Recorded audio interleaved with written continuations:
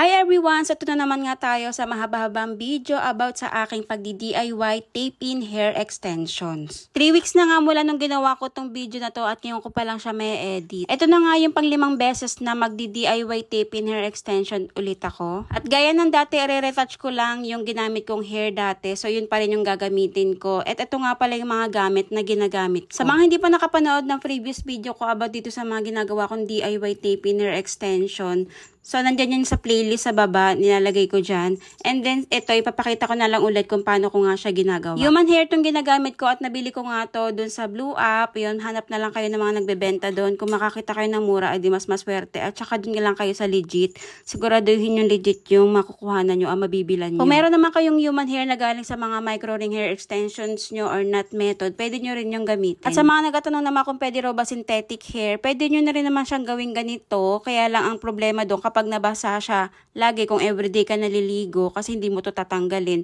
So, hindi ko lang sure kung titigas yung hair o kung ma-maintain nyo naman siya na maganda, edi okay lang. So, after ko nga siya maayos, nilagyan ko ng walker glue yung pinakadulo ng hair para hindi siya maglagas-lagas. Gusto ko kasi yung brand ng glue na to dahil madali lang siya matiyo, tsaka clear siya kapag natiyo na. Then, ito nga yung nabili ko na last, itong white na wig tape. So, itatry ko siyang gamitin kung maganda siya. Usually kasi blue yung ginagamit ko. So, ngayon ko pa lang siya matatry. So, ito nga lahat yung natapos kong gawin. So, dahil nga retouch lang to, medyo nabibilisan na rin akong gumawa. Nasasanay na rin din kasi ako. So, sinukat-sukat ko rin muna siya para mabilang ko kung ilan yung magkakasya. Then, ang nagawa ko dito is 11 pairs.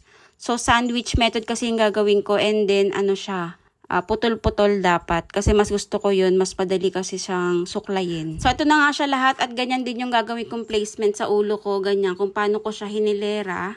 Ganyan din yung gagawin kong pagdidikit sa hair ko. After ko nga siya matapos gawin, ayan, ididikit ko na rin siya sa hair ko. Kasi ayoko na siya ipagpabukas pa. Gusto ko, pagising ko mahaba na kagad yung hair ko. Pinagupitan ko ulit yung hair ko, kaya hindi talaga siya umahaba. At pinatanggal ko yung mga dulo, lalo na yung mga dry. So yun, dahil nga sa hilig ko sa pagkukulay, sa pagbi-bleach, hindi na mapahinga yung hair ko sa damage. So ganyan nga lang ginagawa ko. So dito sa pinakailalim yung inuuna kong idikit. Tapos, sandwich yan. Kukuha lang ako ng konting hair, tapos pagsa-sandwich ko siya, tapos ididikit ko na.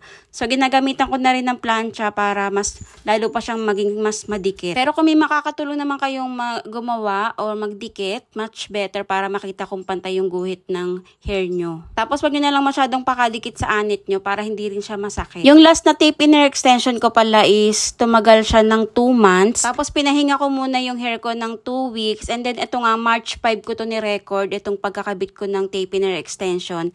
And anong petsa na ngayon? March 25 na. Manipis lang din naman yung hair ko, kaya sakto lang din yung ganong kadaming hair sa akin. Pero kung meron kayong available na mas makapal tsaka mas mahaba, edi mas maganda. Sa mga magkataon naman kung magkano bili ko sa human hair. So, 2,000 yung bili ko dito. So, mababa na yung price na yun. So, ang swerte ko lang kasi binigay niya sa akin ng mura. Tapos, nag-meet up lang kami kasi taga rito lang din siya sa Bulacan. Sa mga nagatunong din naman kung makati daw ba sa ulo kasi naranasan ko din yung kumakati ulo ko nung gumamit ako ng ibang shampoo. Tapos nung nagpalit ako ng shampoo, okay na. Tapos kapag nangangati ako, pinakakamot ko lang kung ano yung matulis na suklay.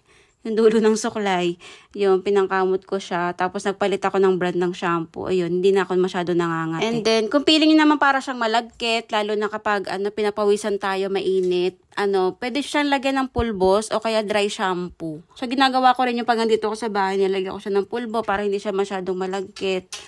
Kasi di ba iwasan yun pag lalo pag mainit yung panahon. So natapos ko na nga siyang idikit lahat. So gaya ng dati ganun pa rin siya kahaba kasi hindi ko naman siya pinutulan. And then yung kulay niya, yun na yung problema ko ngayon. Hindi na siya pantay sa kulay ng hair ko. Dilighten ko kasi tong hair ko nung hindi ko kunabit tong hair extension. Kaya yan, hindi talaga sila pantay. Actually nakulayan ko na siya. So ito nga yung previous hair ko ngayon. Kaya lang parang hindi pa ako satisfied kasi parang hindi pa rin siya pantay tingnan. Sobrang haba na nga ng video ko at sa mga may question about sa pag-DIY taping hair extension, yan, comment lang kayo dyan at sisikapin natin yung masagot sa abot na ating makakaya. So that's all. Thanks for watching.